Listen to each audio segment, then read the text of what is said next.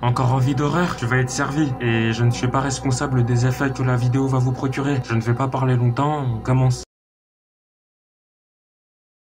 Le sombre passé de l'Ukraine. Ce soir, moment historique rapide et très violent. En 1943, certaines personnes, dont Stepan Bandera, voulaient, je cite, une Ukraine pure. En gros, un pays qu'avec de vrais Ukrainiens. Dommage pour lui, mais il y avait une minorité de Polonais qui vivaient dans l'ouest de l'Ukraine, plus précisément dans la région de Volhynie. Et au printemps 1943, un homme haut placé ayant le surnom de Klim Chavur va ordonner à l'UPA, l'armée insurrectionnelle ukrainienne, de nettoyer Volhynie, donc exterminer tous les Polonais sur place. C'est à ce moment que les Ukrainiens vont être ultra violents. Hommes, femmes et enfants seront assassinés et découpés en morceaux. Là, c'est pas du tout une expression. Durant les messes du dimanche, ils brûleront les églises pour piéger les fidèles à l'intérieur. Les villages seront nettoyés à 100%. Les femmes enceintes seront éventrées. Les morts seront cloutés. Les enfants seront empalés. De plus, ils s'amuseront avec leurs cadavres. Comme d'habitude, les viols seront sur tout le monde.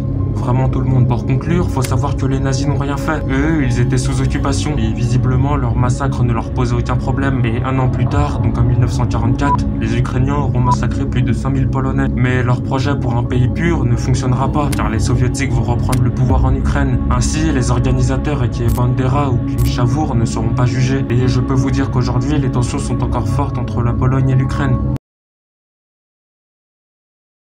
Un nettoyage racial. Ce soir, je te parlais du massacre de Tulsa, probablement l'une des attaques racistes les plus brutales de l'humanité. Historiquement, nous sommes le 30 mai 1921 et un jeune homme noir nommé Dick Rowland va commettre la plus grosse erreur de sa vie. Il bousculera involontairement une femme blanche du bâtiment nommée Sarah Page et celle-ci ira plus loin, car elle dira que Dick l'a passé à tabac alors que physiquement elle n'avait rien. Ainsi, le jeune homme de 19 ans sera arrêté et enfermé au palais de justice de Tulsa, tandis que des suprémacistes blancs voulaient le violenter pour avoir touché Sarah. Mais c'est la nuit que le massacre va commencer. Le shérif, évidemment raciste, va recruter des hommes blancs dans les forces de police pour aller massacrer les populations noires de Tulsa en représailles à l'histoire de Dick. Et ils seront très violents. Premièrement, il va y avoir une chasse aux noirs. Ils seront traqués, torturés, etc. Chaque blanc pouvait tuer sans craindre la justice, car celle-ci encourageait le massacre. Deuxièmement, le shérif et ses hommes corrompus vont arrêter chaque homme noir dans la rue. Ils seront emmenés dans des camps et tabassés par d'autres suprémacistes qui n'aimaient vraiment pas les noirs. Troisièmement, les bombardements aériens. Les riches hommes blancs utilisaient des avions privés pour bombarder les habitations des gens noirs avec des bombes artisanales. Et quatrièmement, les écoles, églises et commerces appartenant à la population noire seront rasés de la ville. Pour conclure, la boucherie sera tellement sanglante que la garde nationale devra intervenir pour calmer les suprémacistes. De plus, pas mal de gens se sont retrouvés sans abri à cause des incendies et cette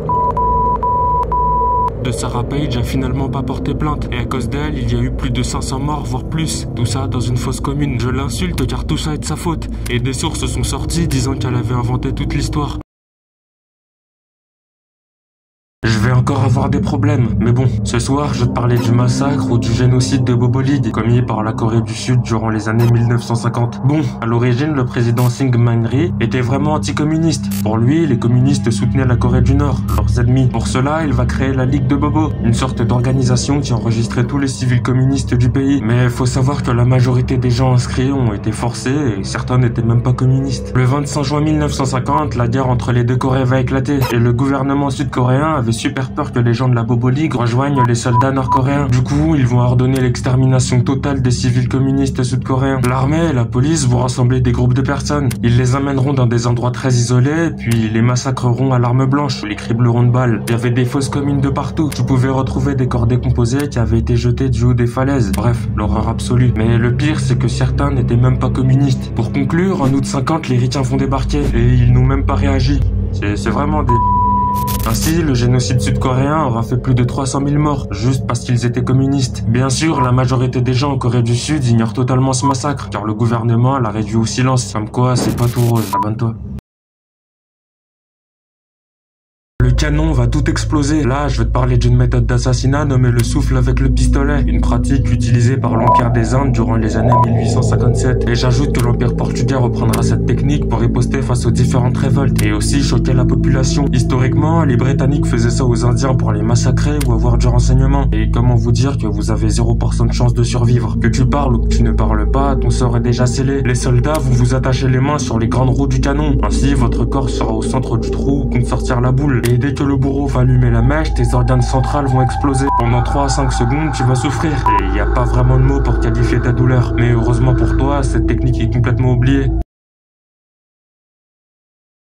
Un accident militaire pesant. Ce soir, je vais te parler du terrible accident du Boeing B-52 militaire. Le 24 juin 1999, vers l'après-midi, l'avion va effectuer un vol d'entraînement pour se préparer au futur meeting aérien. À son bord, il y a plusieurs personnes. Le capitaine est Arthur Holland. Son second est Mark McGeehan. Le troisième pilote, c'est Robert Wolf. Et l'opérateur système, c'est Ken Hudson. Et je vais pas vous mentir, le plan de vol était super risqué, car l'équipage devait effectuer des virages à 60 degrés, voler à très basse altitude et faire certaines figures dangereuses. Je dis risqué car le B-52 est super lourd et malheureusement pour eux, ce jour-là va leur être fatal. Vers 13h58, l'appareil a effectué son vol sans incident, mais au moment d'atterrir, un KC-135 Stratotanker sera présent sur la piste. Donc Holland, le pilote, va faire un virage à plus de 90 degrés et ça à 75 mètres du sol pour attendre tranquillement dans le ciel que l'avion s'en aille. Mais comme je vous l'ai dit, le B-52 est très lourd et à 14h16, le Boeing va brutalement se cracher sur l'aérodrome, choquant toutes les personnes qui observaient. Ainsi, tout l'équipage à bord va brutalement mourir. Enfin bon, McGeehan va réussir à sortir, mais il se fera tuer lorsque l'avion va exploser. Pour conclure, l'enquête sur le crash sera super sévère. La commission va clairement dire que l'accident est à cause de Holland, car apparemment, il n'avait pas respecté certaines procédures. De plus, ils ont décrit son comportement comme agressif et une attitude passive. C'est la fin pour moi. Like et abonne-toi.